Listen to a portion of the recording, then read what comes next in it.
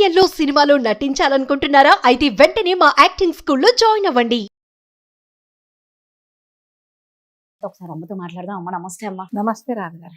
అమ్మ ఈ మధ్యకాలంలో చూస్తున్నాం చాలా మటుకు వయసుతో సంబంధం లేకుండా ప్రేమలు పుట్టడం, వాయి వరుసలు లేకుండా పెళ్ళిళ్ళు చేసుకోవడం, తర్వాత అంటే అమ్మమ్మను నాన్నమ్మను ఒక ముసలావిడంత వయసు ఉన్న వాళ్ళు కూడా యంగ్ పిల్లలు మనవాళ్ళు ఆ ఏజ్ ఉన్న వాళ్ళు లవ్ చేసుకోవడం. అసలు నిజంగా ప్రేమ ఎప్పుడు మొదలవుతుంది, ఏ వయసులో మొదలవుతుంది అన్నది పెద్ద క్వశ్చన్ మార్క్ అయిపోయింది అందరికీ.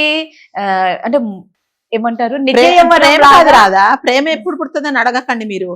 అంటే అదేంటారు పొయ్య కాలం వచ్చినప్పుడు ఇలాంటి కోరికలు వస్తాయి అని అడగాలి మీరు. అంతే కదా, అంతే కదా.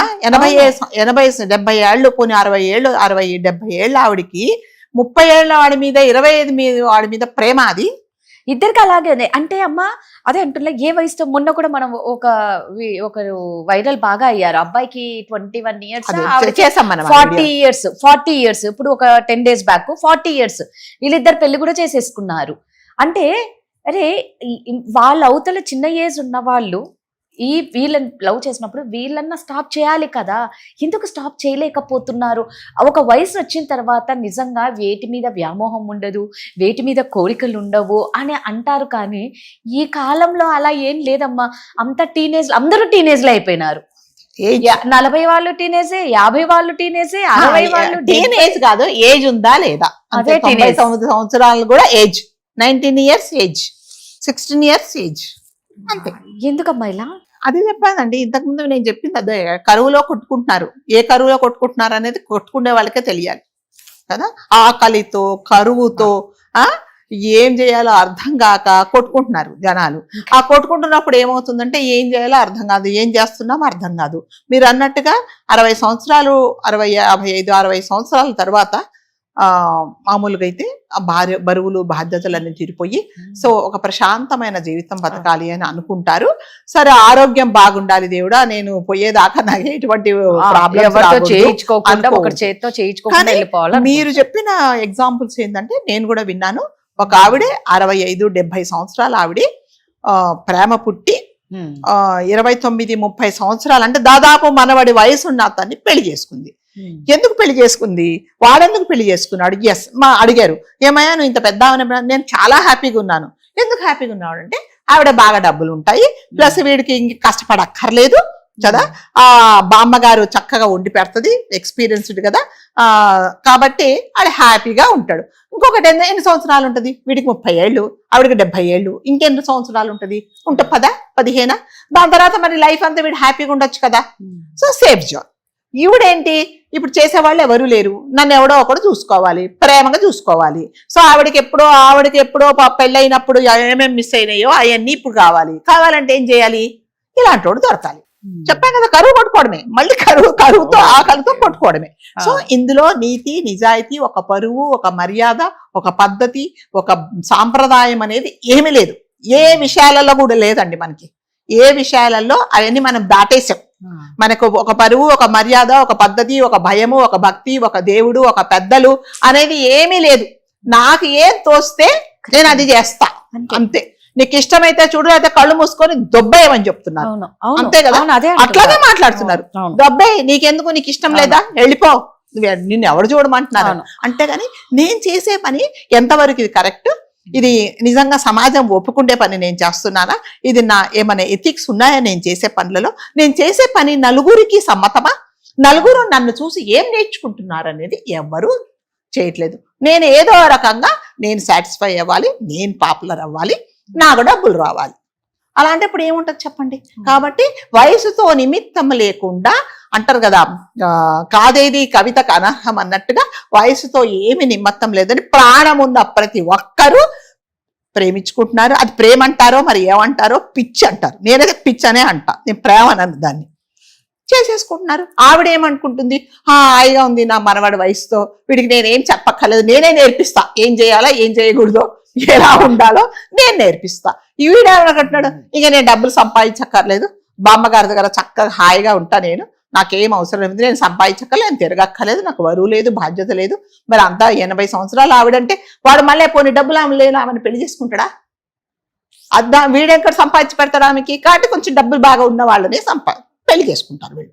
సో పెళ్లి అనే పదంతో ఇది పోయి ఇలాంటి పనులు చేస్తున్నారు అనమాట. మళ్ళీ చెప్తున్నా కదండి, నీతి నిజాయితీ లేని బతుకు ఎవరు బతుకుతున్నారంటే ఈ మధ్య కాలంలో అందరూ బతుకుతున్నారు. అందరూ ఆల్మోస్ట్ అంటే నీతి నిజాయితీ నాకు అవసరం లేదు అన్న వాళ్ళు బతుకుతున్నారు.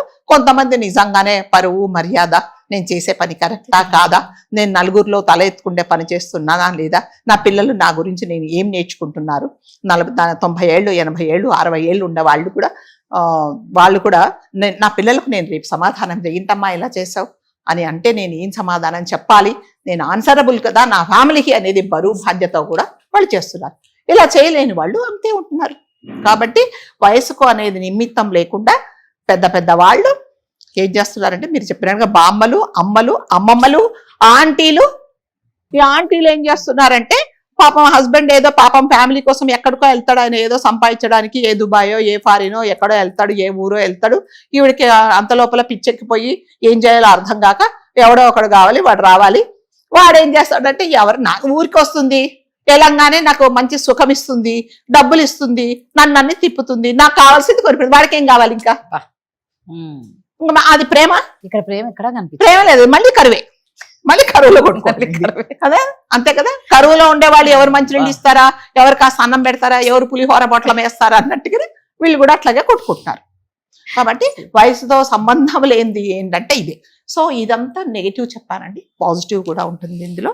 నిజంగా ఒక మనిషి, ఒక అబ్బాయి కానీ అమ్మాయి కానీ అంటే మనస్ఫూర్తిగా వాళ్ళు ఓన్ శరీరాలను కాకుండా మనసునే ఇష్టపడ్డప్పుడు ఎన్ని అడ్డంకులు వచ్చినా కూడా కదా, ఎన్ని అడ్డం నీకు నీవు నాకు నేను అన్నట్టుగా ఒక ఫ్యామిలీలో ఒక అమ్మాయిని తను పెళ్లి చేసుకోవాలనుకుంటే ఆ అమ్మాయికి ఎన్నో బరువులు బాధ్యతలు ఉన్నప్పుడు ఏం చెప్తాడంటే, నీ బరువు బాధ్యతలు అయిపోయిన అంతవరకు నేను నీ కోసం వెయిట్ చేస్తా.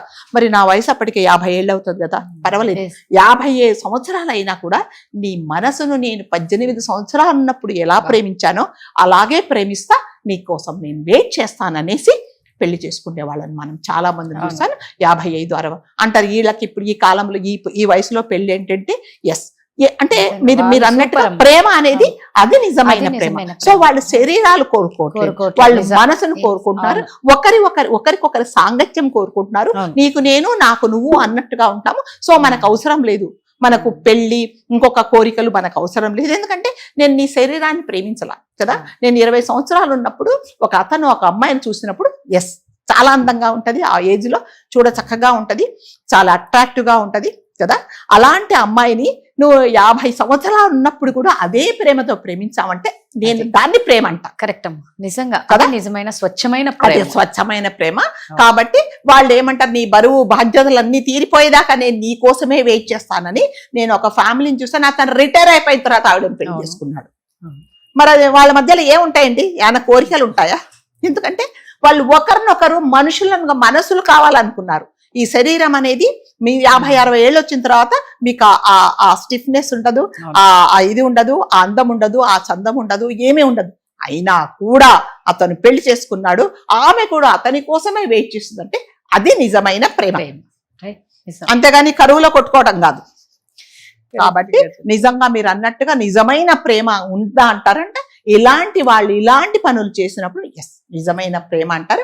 వాళ్ళిద్దరు పెళ్లి చేసుకుంటే ఎంతో మంది చాలా వాళ్ళు ఎంత సంతోషపడ్డారంటే ఇది కదా నిజమైన ప్రేమ. వాళ్ళు అడిగారు ఒకరు, మరి ఏంటయ్యా ఇప్పుడు వయసు అయిపోయింది ఆమెతో అంటే, పర్వాలేదు మేము ఒకరికొకరం తోడు ఉండాలనుకున్నాం కాబట్టి ఇంకా ఇప్పుడు నాకు 60 ఏళ్ళు, ఆవిడకి 55 సంవత్సరాలు, ఇంకా నేను ఈమె సాంగత్యంలో ఈమె ముందు నేను చాలా సంతోషంగా 100 సంవత్సరాలు బతుకుతానని చాలా కాన్ఫిడెన్స్ గా చెప్పాడండి అతను. సూపర్. ఆమె కూడా అంటది, నాకేం బరువు బాధ్యత లేదండి, అంటే నాకు ఒక గిల్ట్ లేదు.